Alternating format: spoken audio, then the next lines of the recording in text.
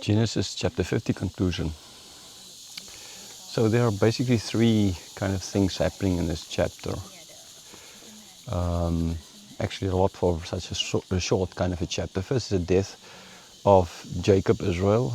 Then there is the brothers sending for asking of Joseph if he's now going to do something against them. And then the death of Joseph and his burial in Egypt. Okay, so let's look at those three things and what it ultimately means to us, for us. What it meant to the people there in the desert on the way to the promised land, Canaan, and what did it mean to, or what does it mean to us today? We are here at the Nayakon cave, which is just up there, still a climb up. We climbed around 130 meters, I guess, from the bottom to here. Pretty straight, just going up.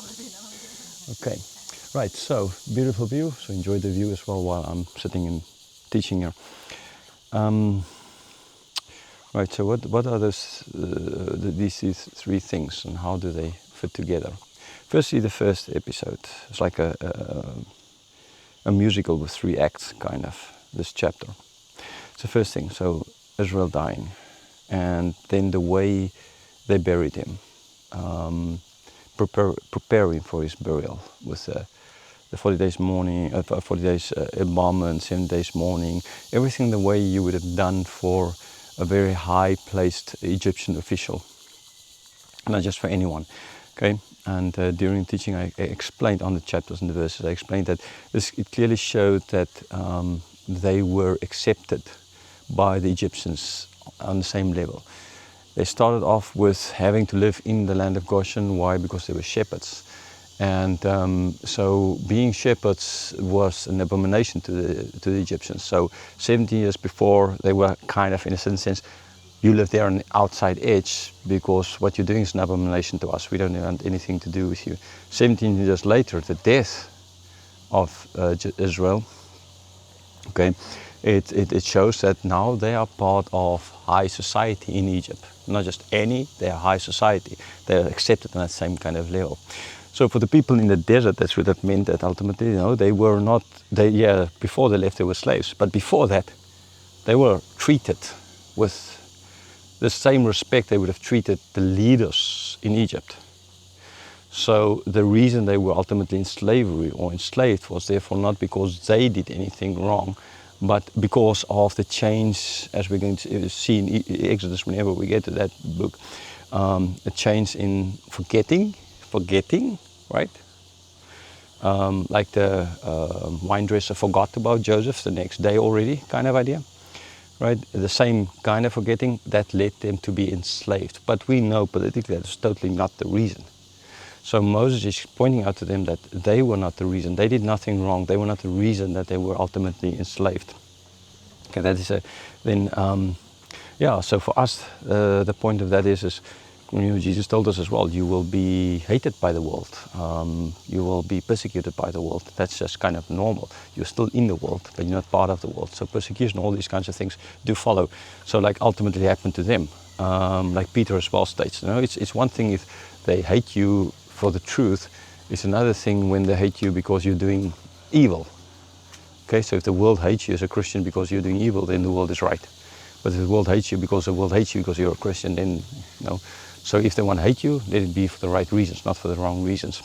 So that is the kind of thing as well that we can take from this. The second thing concerning forgiveness. The brothers, even after 17 years, they were still wondering about Joseph. Was this all just a show, just an act by him? Was he just waiting for the time when his father is gone to now get back at them? The reason being they could have thought, no, Joseph loved his father and he didn't want him to go through any more troubles and tribulations and pain, and etc.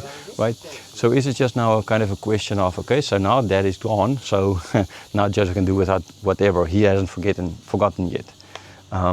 So at least from their point of view, we saw that they knew that they sinned, that what they did was totally wrong.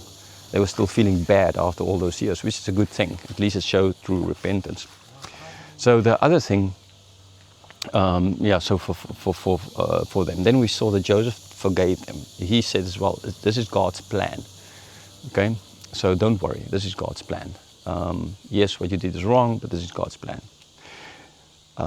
For the people in the desert, what it would have meant is the reason they went to Egypt was actually the salvation of many people.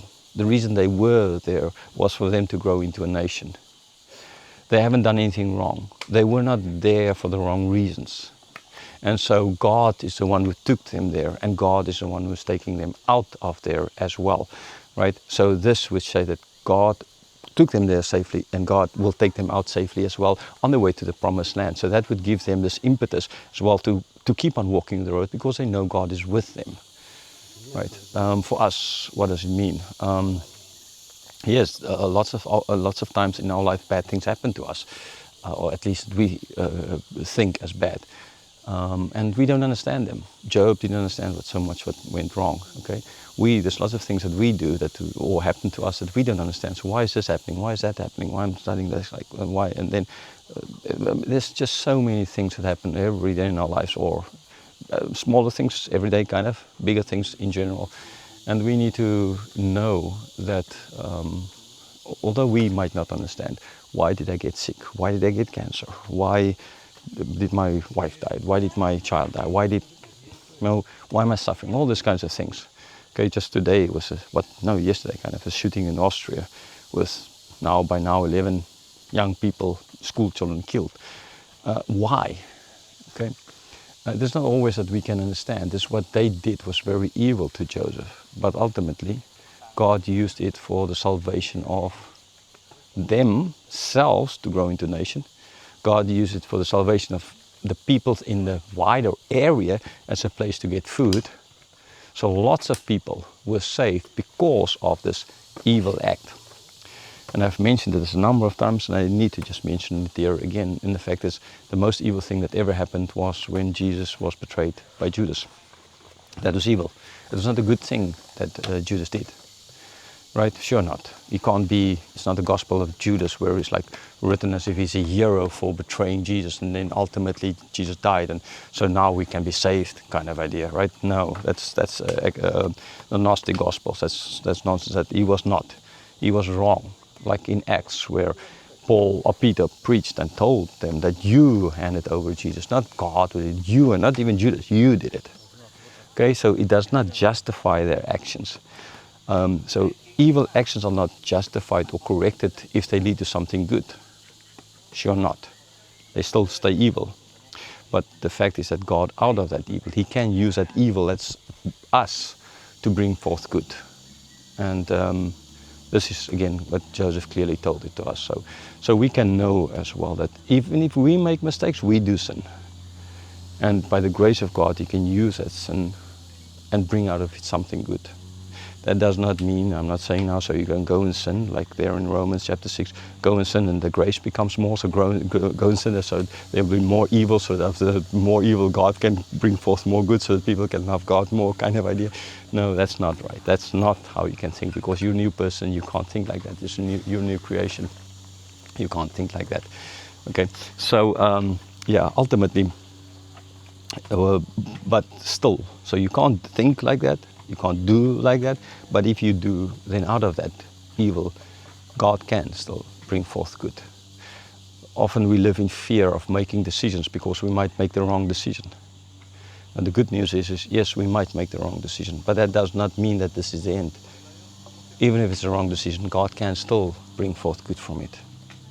Again, I'm not saying make wrong decisions when you know it's wrong, but I'm just saying that we can ultimately fall back on the grace of God, although we don't deserve it. And that's the point of grace.